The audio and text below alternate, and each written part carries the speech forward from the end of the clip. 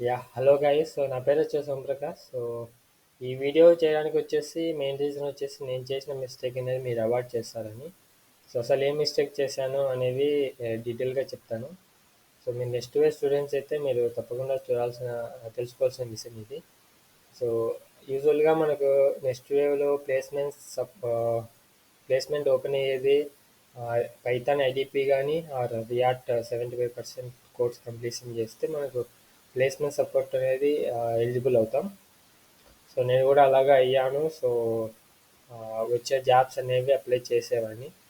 So ఇలా ఇలా దాదాపు 20-30 దాకా అప్లై చేశాను.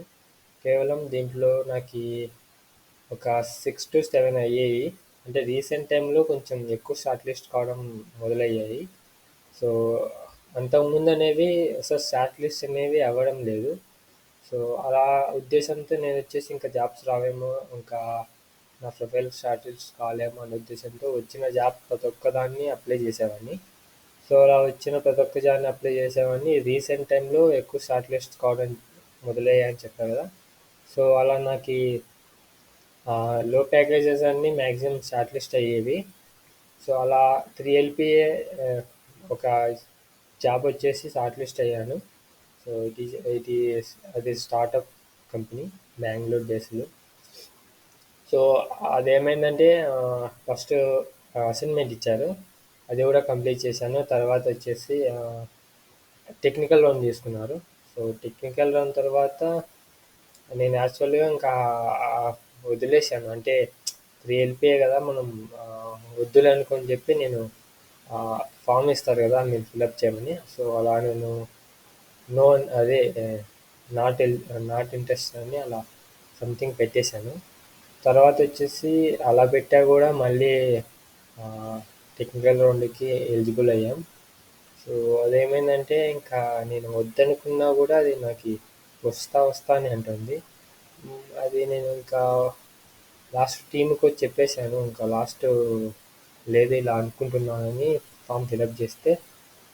తర్వాత నాకు కాల్ వచ్చింది, ఇలా అటెండ్ కాకపోతే మీ ప్రొఫైల్ అనేది 2 months హోల్డ్ పడుతుందని చెప్పారు. సో అంతకుముందు నాకు ఇలా ఉంటుందని అసలు తెలియదు. సో ఆ 2 months హోల్డ్ అని చెప్పేసరికి నాకు మళ్ళీ ఒక 1 hour కావాలి మేడం అని చెప్పేసి మొత్తం ఆలోచించుకోవడానికి టైం అడిగాను. సో తర్వాత వచ్చేసి అంత డీటెయిల్గా అర్థం అంటే ఆలోచించుకొని, సో మనకు కరెక్టా కాదా అని చెప్పి, అంటే దాదాపు నేను 1.5 1 year 3 months అవుతుంది జాయిన్ అయ్యి. సో ఈ 1 year 3 monthsలో సరిగా సో చాలా కష్టపడ్డాను. సో అందుకోసం వచ్చేసి నాకు ఎందుకు సాటిస్ఫాక్షన్గా లేదు 3 LPA అంటే. సో దానికి రీజన్ వల్ల నేను వదులుకున్నాను జాబ్ అదేని. దానికి వెళ్తే డెఫినెట్గా వస్తున్న నమ్మకం ఉంది. ఎందుకంటే షార్ట్ లిస్ట్ అయిన క్యాండిడేట్స్ తక్కువే, అండ్ ఓపెనింగ్స్ కూడా తక్కువే. సో అవైతే చెప్పాలనుకోవట్లేదు. సో అలా అయ్యండి. సో వద్దనుకున్నాను. 2 months అనే హోల్డ్ పడుతుందని చెప్పారు. సరే ఓకే మేడం, ఈ 2 monthsలో ప్రిపేర్ అవుతానని చెప్పి చెప్పేశాను. సో తర్వాత ఏమైందంటే ఇంకా నా ప్రొఫైల్ అనేది హోల్డ్ పడిపోయింది. అంటే జాబ్స్ వస్తాయి కదా నెక్స్ట్ వేవ్లో, అలా వచ్చిన దానికి నా ఎలిజిబుల్ లేదు. సో ఒకసారి మళ్ళీ కన్ఫర్మ్ చేసుకుందామని వాళ్ళకి పెడితే ఈమెయిల్ సో చెప్పారట, చెప్పారు కాబట్టి 2 months హోల్డ్ అనేది అది పడిపోయింది. So after 2 months only you can get placement అన్నారు. సో ఇప్పుడు ప్రజెంట్ నేను వచ్చేసి నేను ప్రిపేర్ అవుతున్నాను జస్ట్ ఫ్యూచర్ ఇంటర్వ్యూస్కి అండ్.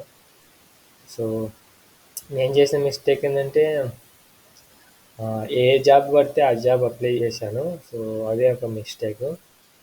సో నేను మీకు ఇచ్చే సజెషన్ ఏమంటే, మీరు జాబ్ ఖచ్చితంగా తీసుకుంటారు అనే ఉద్దేశం ఉంటేనే మాత్రమే జాబ్స్ అనేవి అప్లై చేయండి. సో నేను అప్లై చేయడానికి మెయిన్ రీజన్ వచ్చేసి, మనకు ఇప్పుడు అప్లై చేస్తే కంపెనీస్ అనేవి ఇంటర్వ్యూ ప్రాసెస్లో హెచ్ఎం పెడతాయి కదా.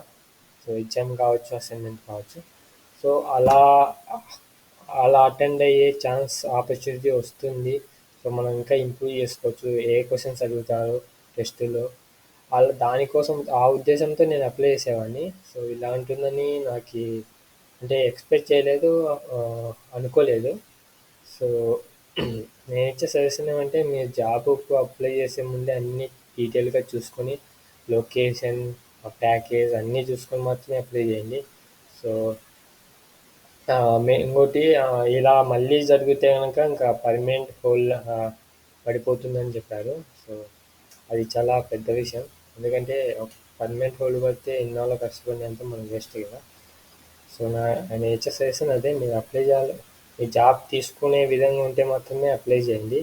సో లేదంటే అప్లై చేయకండి ఊరికని అనవసరంగా. సో ఇది నేను చెప్పాలనుకునేది ఈ విషయం. అంటే నాకు నేను ఫస్ట్ అంటే మ్యాక్సిమం చాలామందికి జరిగి ఉండకపోవచ్చు. నాకే అనుకుంటున్నాను మోస్ట్లీ. ఎందుకంటే 2 months ఓల్డ్ అనేది నేను ఎక్కడ వినలేదు, చూడలేదు.